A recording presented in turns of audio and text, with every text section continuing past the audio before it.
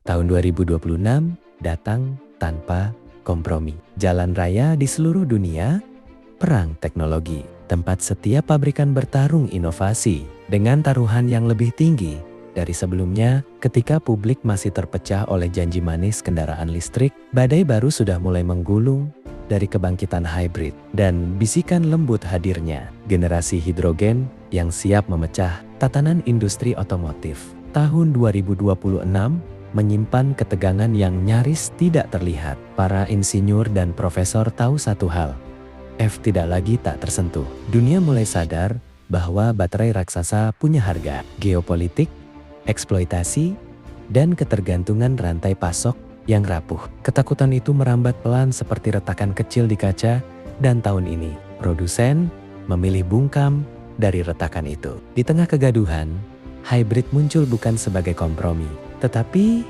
sebagai perlawanan. Mesin bensin yang dulu dianggap akan punah, kini justru menjadi senjata strategis. Konsumen mulai menoleh kembali ketika menyadari efisiensi yang melonjak, tentang tenaga dan ketahanan yang tidak bergantung pada colokan dinding. Pabrikan Jepang kembali memainkan kartu lamanya.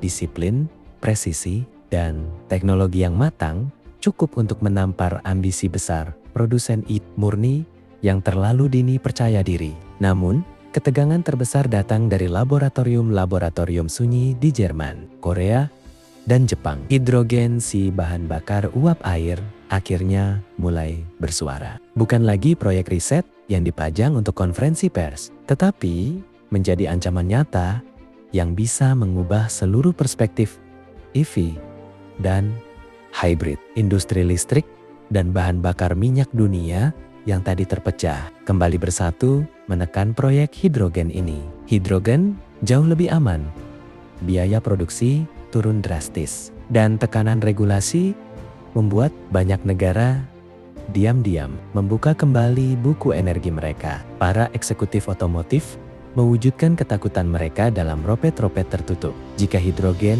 benar-benar matang dan turun ke pasar, EV akan punah dalam sekejap. Hybrid masih dipertimbangkan masyarakat dunia. Tahun 2026 akan menjadi bab yang rumit bagi industri otomotif. Setiap pengumuman produk terasa seperti deklarasi perang. Selamat datang di era transisi teknologi paling mencekam. Dalam era otomotif modern, ketika tidak ada satu teknologi pun yang benar-benar aman dari hantaman inovasi, dan di tengah semua itu, satu kebenaran mulai terbuka pelan. Masa depan bukan soal siapa yang paling ramah lingkungan atau siapa yang paling futuristik. Masa depan teknologi adalah soal siapa yang paling diminati dan memudahkan penggunanya. Karena konsumen merasakan langsung jawaban efisiensi nyata.